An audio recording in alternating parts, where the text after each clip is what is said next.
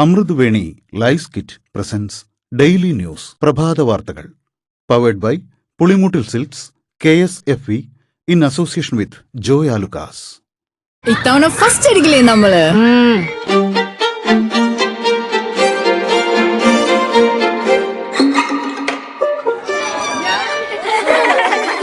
കുട്ടികൾക്കൊക്കെ പെയിൻ ശല്യം ഉണ്ടാകും. അതുകൊണ്ട് ലൈസ് കിറ്റ് ഉപയോഗിച്ച് ക്ലാസ്സിൽ വരാൻ പ്രത്യേക ശ്രദ്ധിക്കണം. ലൈസ് കിറ്റ് ലൈസ് റിമൂവർ പെയിൻ ശല്യത്തിൽ നിന്നും ഉടനടി ആശ്വാസം.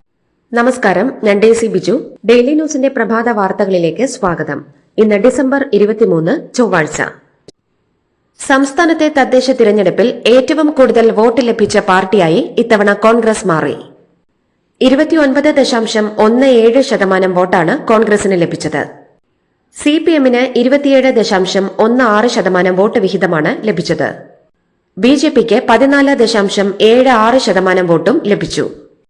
മുന്നണി തിരിച്ചുള്ള കണക്ക് തിരഞ്ഞെടുപ്പ് കമ്മീഷൻ പുറത്തുവിട്ടതിന് പിന്നാലെയാണ് ഇപ്പോൾ പാർട്ടി തിരിച്ചുള്ള കണക്കും പുറത്തുവിട്ടിരിക്കുന്നത്. കോൺഗ്രസ് 8 ജില്ലകളിൽ 30%-ലേറെ വോട്ട് നേടിയപ്പോൾ CPM-ന് 2 ജില്ലകളിൽ മാത്രമാണ് ഈ നേട്ടം സ്വന്തമാക്കാനായത്. കാസർഗോഡ്, കണ്ണൂർ, വയനാട്, കോഴിക്കോട്, മലപ്പുറം, പാലക്കാട് എന്നിവിടങ്ങളിലൊഴികെ ബാക്കി എല്ലാ ജില്ലകളിലും കോൺഗ്രസ് 30%-ലേറെ വോട്ടുകളാണ് നേടിയത്. CPM ആകട്ടെ കണ്ണൂരിലും പാലക്കാട് മാത്രമാണ് 30%-ലേറെ വോട്ടുകൾ നേടിയത്. തിരുവനന്തപുരം മുതൽ തൃശൂർ വരെയുള്ള ജില്ലകളിൽ കോൺഗ്രസ് ഒന്നാമതാണ്. BJP ആകട്ടെ ഒരു ജില്ലയിൽ പോലും 30% വോട്ട് നേടിയിട്ടില്ല. BJP 20%-ലേറെ വോട്ട് വിഹിതം സ്വന്തമാക്കിയത് തിരുവനന്തപുരം ജില്ലയിൽ മാത്രമാണ്. മുസ്ലിം ലീഗിന് 9.77%, CPI-ക്ക് 5.58%, കേരള കോൺഗ്രസ് മാണി വിഭാഗത്തിന് 1.62%, കേരള കോൺഗ്രസ് ജോസഫ് വിഭാഗത്തിന് 1.33% വോട്ടുമാണ് ലഭിച്ചത്. തിരുവനന്തപുരം കോർപ്പറേഷനിലെ പരാജയത്തിൽ CPM ജില്ലാ കമ്മിറ്റിയിൽ രൂക്ഷ വിമർശനം. മേയറായിരുന്ന ആര്യ രാജേന്ദ്രന്റെ അഹങ്കാരം UP മുഖ്യമന്ത്രി യോഗി ആദിത്യനാഥിന്റെ പ്രസ്താവന ആഗോള അയ്യപ്പ സംഗമത്തിൽ വായിച്ചത്, വെള്ളാപ്പള്ളിക്കൊപ്പമുള്ള മുഖ്യമന്ത്രിയുടെ കാർ യാത്ര, ശബരിമല സ്വർണ്ണക്കൊള്ള, ജില്ലയിലെ വിഭാഗീയത തുടങ്ങിയ വിഷയങ്ങളിൽ ജില്ലാ കമ്മിറ്റി അംഗങ്ങൾ അതിരൂക്ഷ വിമർശനമാണ് ഉയർത്തിയത്. മേയറുടെ അഹങ്കാരവും കെടുകാര്യസ്ഥതയും തിരിച്ചടിയായെന്ന ഭൂരിഭാഗം നേതാക്കളും ജില്ലാ കമ്മിറ്റിയിൽ വിമർശിച്ചു. തീവ്ര വോട്ടർ പട്ടിക പരിഷ്കരണവുമായി ബന്ധപ്പെട്ട് തെരഞ്ഞെടുപ്പ് കമ്മീഷന് കത്തയച്ച് കേരളം. താളപ്പിഴകൾ അക്കമിട്ട് നിരത്തിയാണ് ചീഫ് സെക്രട്ടറിയുടെ കത്ത്. എന്യൂമറേഷൻ ഫോമുകൾ സമർപ്പിക്കാനുള്ള അവസാന തീയതി നീട്ടണമെന്നും 25 ലക്ഷം പേർ ഒഴിവാക്കപ്പെട്ടതായും കേരളം പറയുന്നു. മുഖ്യ തെരഞ്ഞെടുപ്പ് കമ്മീഷണർ ജ്ഞാനേഷ് കുമാറിനാണ് കത്ത് നൽകിയത്. നിയമസഭാ തെരഞ്ഞെടുപ്പിന് നേരത്തെ ഒരുങ്ങാൻ തയ്യാറെടുത്ത് UDF. മിഷൻ 2026 ജനുവരിയിൽ രൂപം നൽകും. ജനുവരിയിൽ സീറ്റ് വിഭജനം പൂർത്തിയാക്കാനാണ് തീരുമാനം. ഫെബ്രുവരിയിൽ പ്രകടന പത്രിക പുറത്തിറക്കും. നിയമസഭാ തെരഞ്ഞെടുപ്പിലേക്ക് UDF നീങ്ങുന്നത് ആത്മവിശ്വാസത്തോടെയെന്ന് പ്രതിപക്ഷ നേതാവ് VD സതീശൻ. കേരളത്തിന്റെ വികസനത്തിനും സമഗ്ര മാറ്റത്തിനും ആവശ്യമായ നിരവധി പരിപാടികൾ UDF മാനിഫെസ്റ്റോയിൽ ഉൾപ്പെടുത്തുമെന്നും ഇതിനായി എല്ലാ മേഖലകളിലും ഗവേഷണ തുല്യ പഠനം നടത്തുന്നുണ്ടെന്നും പ്രതിപക്ഷ നേതാവ് കൂട്ടിച്ചേർത്തു. തനിക്കും തന്റെ പ്രസ്ഥാനത്തിനും പുതുയുഗ പിറവിയെന്ന് തൃണമൂൽ കോൺഗ്രസ് നേതാവ് PV അൻവർ. ഐക്യജനാധിപത്യ മുന്നണിയുടെ നേതാക്കൾക്കും പ്രവർത്തകർക്കും ഉന്നതമായ പ്രതിജ്ഞാബദ്ധത പകരം നൽകാൻ താനും ഓൾ ഇന്ത്യ തൃണമൂൽ കോൺഗ്രസും സദാ സന്നദ്ധമായിരിക്കുമെന്നും PV അൻവർ ഫേസ്ബുക്കിൽ കുറിച്ചു. UDF-ൽ അസോസിയേറ്റ് അംഗമാക്കിയതിന് പിന്നാലെയായിരുന്നു PV അൻവറിന്റെ പ്രതികരണം. സംസ്ഥാന സർക്കാർ ജീവനക്കാരുടെയും പെൻഷൻകാരുടെയും മെഡിക്കൽ ഇൻഷുറൻസ് പദ്ധതിയായ മെഡിസെപ്പിന്റെ പ്രീമിയം തുക വർദ്ധിപ്പിച്ചു. ഇൻഷുറൻസ് പ്രീമിയം മാസം 500 രൂപയിൽ നിന്ന് 810 വർദ്ധിപ്പിച്ചു. ഇതോടെ ഒരു വർഷം 8237 രൂപയും GST-യും പ്രീമിയം തുകയായി നൽകണം. പെൻഷൻകാർക്ക് പ്രീമിയം തുക പെൻഷൻ തുകയിൽ നിന്ന് ഈടാക്കും. ഇതിനെ നിയമപരമായി നേരിടാൻ പ്രതിപക്ഷ സർവീസ് സംഘടനകൾ തീരുമാനിച്ചതായാണ് വിവരം. ജനപ്രിയ ഓഫറുകളുമായി സപ്ലൈകോയുടെ ക്രിസ്മസ് പുതുവത്സര ഫെയറുകൾ. പദ്ധതിയുടെ സംസ്ഥാനതല ഉദ്ഘാടനം തിരുവനന്തപുരം നായനാർ പാർക്കിൽ മന്ത്രി GR അനിൽ നിർവഹിച്ചു. ജനുവരി 1 വരെയാണ് ഫെയറുകൾ പ്രവർത്തിക്കുക. 6 ജില്ലകളിൽ പ്രത്യേകമായി തയ്യാറാക്കിയ സ്ഥലങ്ങളിലാണ് ഫെയറുകൾ നടക്കുന്നത്. നടിയെ ആക്രമിച്ച കേസിലെ അതിജീവിതയുടെ പേര് വെളിപ്പെടുത്തിയ 2ാം പ്രതി മാർട്ടിന്റെ വീഡിയോ ഷെയർ ചെയ്തതുമായി ബന്ധപ്പെട്ട കേസിൽ 3 പേർ അറസ്റ്റിൽ. മാർട്ടിന്റെ വീഡിയോ ഫേസ്ബുക്ക് പേജുകളിൽ വാണിജ്യാടിസ്ഥാനത്തിൽ അപ്ലോഡ് ചെയ്തവർ ഉൾപ്പെടെ 3 പേരെയാണ് തൃശൂർ സിറ്റി പോലീസ് സംഘം അറസ്റ്റ് ചെയ്തത്.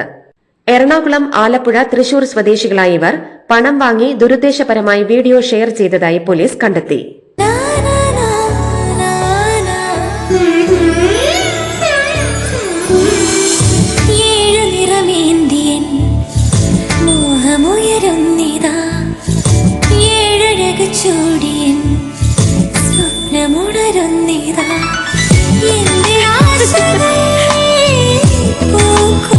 പട്ടിന്റെ കയ്യൊപ്പ് സിൻസ് 1924 പുളിമുട്ടിൽ സിൽക്സ്. പോലീസ് ട്രെയിനിങ്ങിലൂടെ മികച്ച പരിശീലനം ലഭിച്ചിട്ടുള്ള അസിസ്റ്റന്റ് മോട്ടോർ വെഹിക്കിൾ ഇൻസ്പെക്ടർമാർ അച്ചടക്കവും സത്യസന്ധതയും മുഖമുദ്രയാക്കണമെന്ന് ഗതാഗത വകുപ്പ് മന്ത്രി K B. Ganesh Kumar. Thiruvananthapuram police training കോളേജിൽ നടന്ന മോട്ടോർ വാഹന വകുപ്പ് അസിസ്റ്റന്റ് മോട്ടോർ വെഹിക്കിൾ ഇൻസ്പെക്ടർമാരുടെ പാസിംഗ് ഔട്ട് പരേഡിൽ അഭിവാദ്യം സ്വീകരിച്ച് സംസാരിക്കുകയായിരുന്നു അദ്ദേഹം. വാളയാർ ആൾക്കൂട്ട കൊലക്കേസിൽ പിടിയിലായ പ്രതികളിൽ 4 പേർ ബിജെപി അനുഭാവികളെന്ന് സ്പെഷ്യൽ ബ്രാഞ്ച് റിപ്പോർട്ട്. കേസിലെ 4ാം പ്രതി CITU പ്രവർത്തകനാണെന്നും റിപ്പോർട്ടിലുണ്ട്. അതിനിടെ കൂട്ടക്കൊലയ്ക്ക് പിന്നിൽ RSS ആണെന്ന ആരോപണവുമായി CPM രംഗത്തെത്തി. എന്നാൽ ആരോപണം BJP നിഷേധിച്ചു.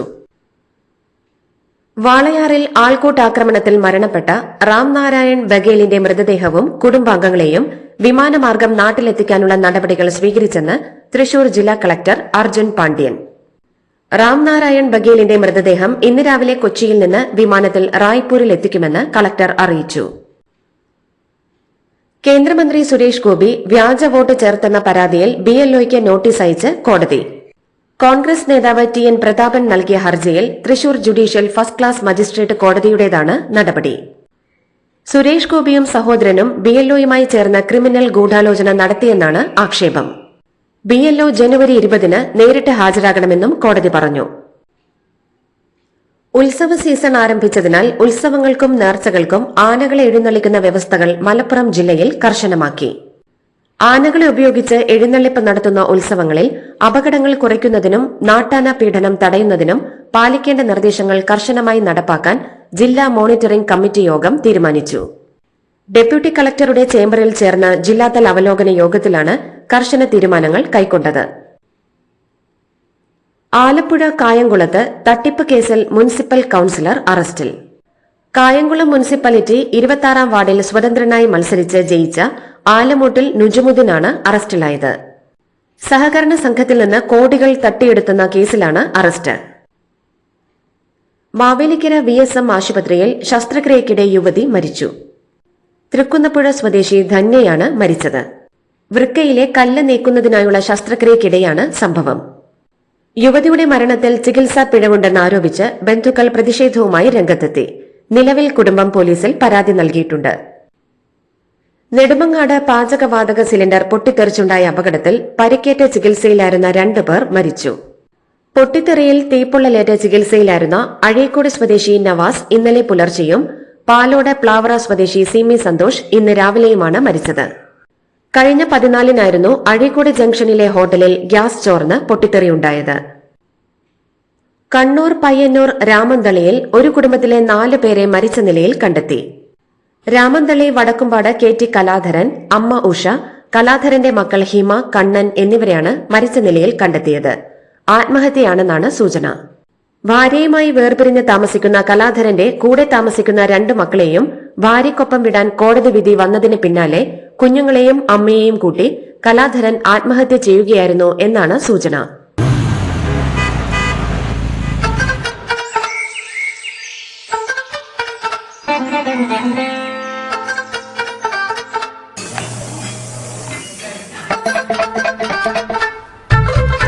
എല്ലാവർക്കും വന്നു ഡാൻഡ്രഫ്, എന്തു ചെയ്യും ചേട്ടാ?